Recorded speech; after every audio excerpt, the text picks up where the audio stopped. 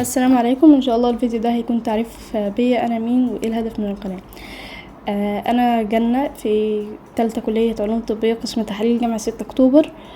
الهدف من القناه هو نفع الدفعات الصغيرة اللي هم لسه سنة اولى، لسه ما دخلوش في المجال، او الناس اللي هم فعلا في المجال بس ما عندهمش معلومات كفاية، لسه ما عندهمش خبرة في المجال، لسه خايفين، يعني خايفين يدخلوا في المجال، حاسين المجال صعب.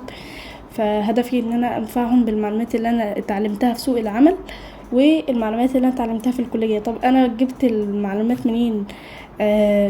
وانا لسه بدرس، يعني انا لسه سنة تالتة.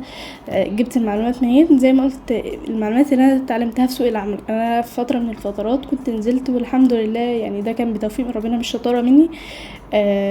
اتدربت وقعدت فترة اتدرب، وبعد كده بقيت بشتغل والحمد لله، برضو ده توفيق من ربنا مش شطارة مني خالص. يعني وصلت لمرحلة ان انا ممكن امسك شيفت لوحدي. ولكن طبعا الواحد لسه في حاجات كتير جدا هو بيجهلها، وحاجات كتير جدا جدا هو ما يعرفهاش، خصوصا المجال بتاعنا يعني كل يوم معلومة جديدة. بس الواحد بيحاول ينفع غيره باللي هو اتعلمه ولسه هيتعلمه واللي بيتعلمه، علشان يكون بس يعني ذا اثر بس. طيب طب ممكن بقى حد يقولي طب انت هتستفيدي ايه، او انت يعني ما انت كده بتضيعي وقتك، ايه الفايده اللي عايده عليكي؟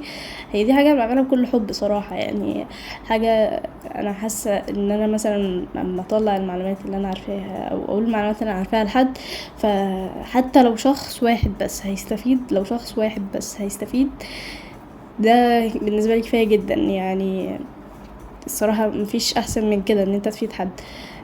فكل اللي انا عايزاه هو الدعاء. انت استفدت مني او من الكلام اللي بقوله هو الدعاء وبس، وشكرا والسلام عليكم.